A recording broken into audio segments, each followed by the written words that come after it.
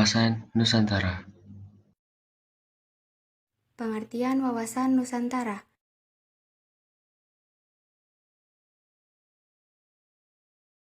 Wawasan berasal dari kata wawas yang artinya melihat atau memandang.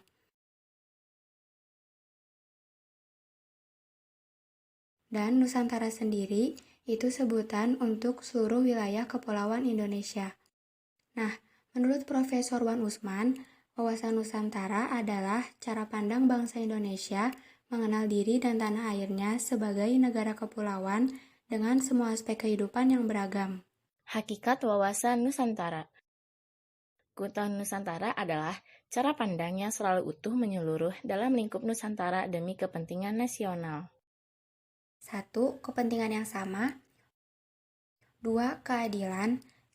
3. Kejujuran. 4. Solidaritas. 5. Kerjasama. Dan yang terakhir, kesetiaan terhadap kesepakatan. Konsep wawasan Nusantara. Konsep wawasan Nusantara ini terbagi menjadi 3. Yang pertama wadah, yang kedua isi, dan yang ketiga tata laku. Apa sih wadah ini? Wadah ini bertujuan untuk mengurusi pemerintahan, yaitu organisasi negara. Sementara untuk kehidupan bermasyarakat, yaitu lembaga masyarakat yang dibentuk oleh masyarakat itu sendiri. Yang kedua adalah isi. Isi adalah realisasi bangsa Indonesia yang dituangkan dalam suatu peraturan dan menjadi patokan. Yang ketiga adalah tata laku. Apa sih tata laku itu? Tata laku adalah hasil dari interaksi antara wadah dan isi yang dibagi menjadi 2. Yang pertama, batiniah atau sikap dan semangat warga negara.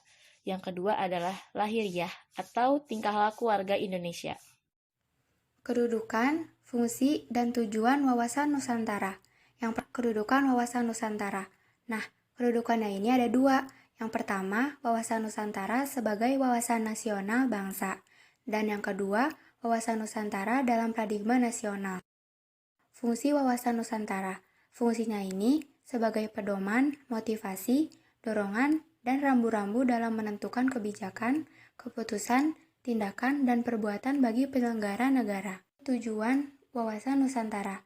Nah, tujuannya ini ada 2. Ada tujuan ke dalam dan tujuan nasional. Nah, tujuan ke dalam ini untuk mewujudkan kesatuan segenap aspek kehidupan.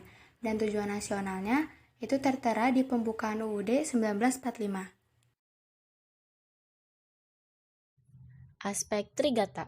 Aspek Trigata adalah aspek alamiah yang melekat pada suatu negara dan unsur-unsurnya akan berbeda pada setiap negara. Aspek Trigata ini terbagi menjadi 3. Yang pertama, letak dan bentuk geografis.